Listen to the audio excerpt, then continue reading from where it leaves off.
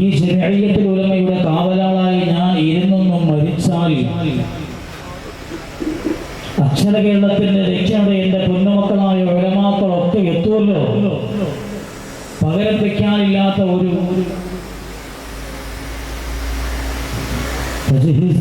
എനിക്കുണ്ടാവുമല്ലോ.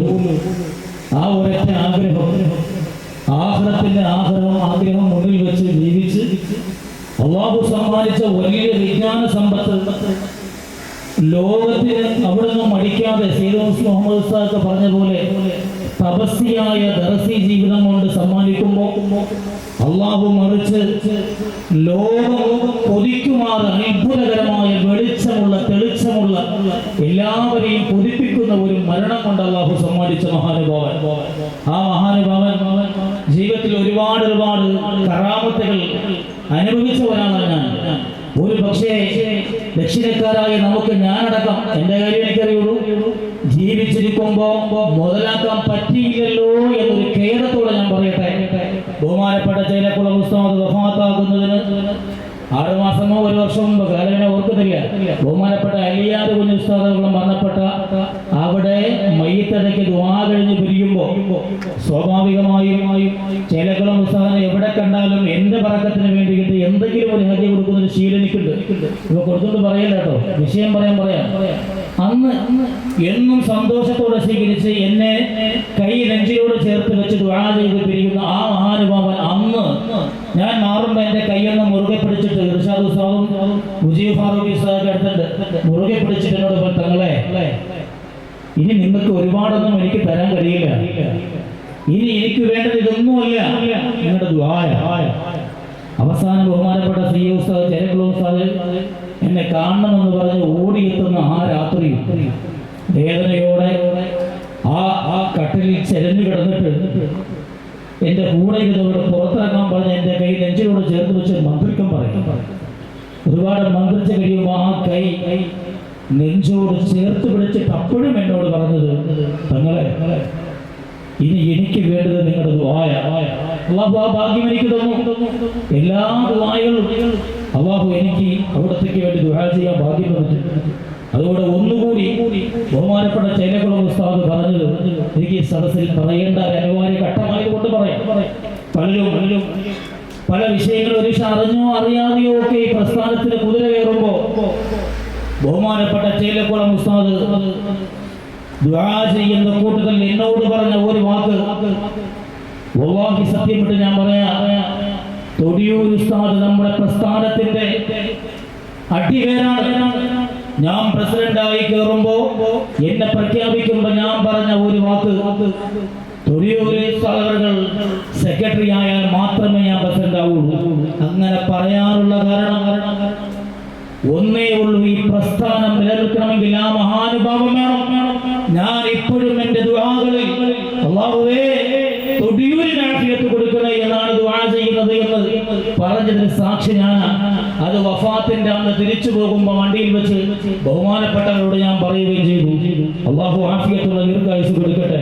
എൻ്റെ പ്രിയപ്പെട്ടവരോടും ഈ നിമിഷത്തിൽ എനിക്ക് പറയാനുള്ളത്, ബഹുമാനപ്പെട്ട ചേലക്കുളം ഉസ്താദ് പറയാ, മനുഷ്യനെ മറക്കാനും പൊറുക്കാനും പറ്റുള്ളൂ. ഞാൻ ജീവിക്കുന്നത് അന്തസ്സുള്ള ഒരു മരണത്തിന് വേണ്ടിയാണെന്ന് ചങ്കൂറ്റത്തോടെ പറഞ്ഞുവെങ്കിൽ അതുപോലെ എല്ലാവരും കൊതിക്കുന്ന ഒരു മരണം നമുക്ക് കിട്ടാൻ സർവ്വതും മറന്ന് ഒരുമിച്ച് പോരാടാൻ നമ്മളൊക്കെയും തയ്യാറാകണം. ഒരാളെയും കുതിര കയറാനല്ല, ജമീയത്തിന്റെ പടി പറയാനല്ല, ഇസ്സത്തോടെ ഒരുമയുള്ള ഉമ്മത്ത് ആ ഒരു വാക്കിനെ അന്വർത്ഥമാക്കി എല്ലാം മറന്ന് ഒത്തുപിടിച്ചുകൊണ്ട് ഒരു വിധത്തിലുള്ള പുഴുക്കുത്തുകളും മനസ്സിലില്ലാതെ ആരംഭ റസൂലുള്ളാഹി സ്വല്ലല്ലാഹു അലൈഹി വസല്ലമ തങ്ങളുടെ ഉത്തമ ഉമ്മത്തായി ആ മുത്തിനെ മനം നിറയെ കണ്ട് ലാ ഇലാഹ ഇല്ലല്ലാഹ് എന്ന് ഉറക്കെ ഉച്ചരിച്ച് ബന്ധപ്പെടാൻ അല്ലാഹു ഭാഗ്യം തരട്ടെ. ഈ ഇരിക്കു നേതൃത്വ പ്രിയപ്പെട്ട ഉസ്താദ് കെ.പി. ഉസ്താദ് നിൽക്കുമ്പോൾ കയ്യിലൊക്കെ ഞാൻ നോക്കുവാണ്, പാവം ഒട്ടും വയ്യാതെ ഓടിയെത്തിക്കില്ല.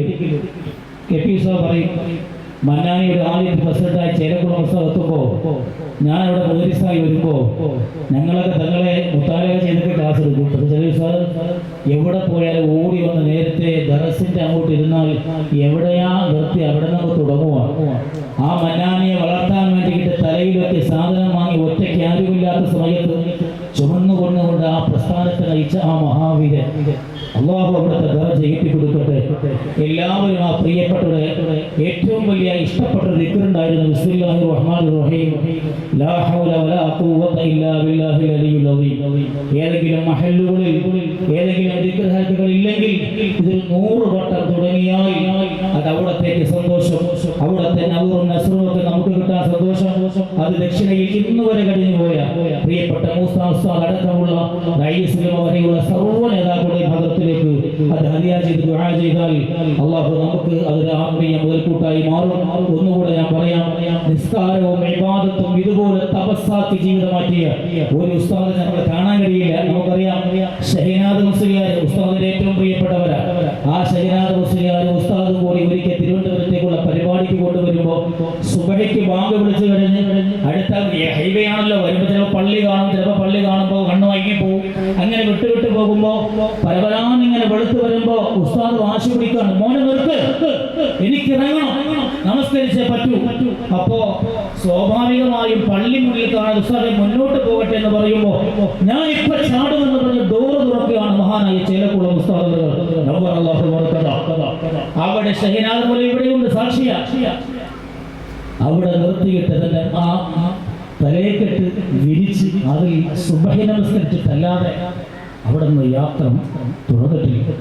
അള്ളാഹു ആ ഒരു പാരമ്പര്യം വിവാദത്തിനെ സൂക്ഷിക്കുന്ന കാര്യത്തിൽ നമുക്കൊക്കെ തരട്ടെ എന്ന് മാത്രം പ്രാർത്ഥിച്ചുകൊണ്ട് അള്ളാഹു അവിടുത്തെ ബറക്കത്ത് നമുക്ക് തരട്ടെ എന്ന് പ്രാർത്ഥിച്ചുകൊണ്ട് നിർത്തുന്നു. അസ്സലാമു അലൈക്കും വറഹ്മത്തുള്ളാഹി തആല വബറകാതുഹു.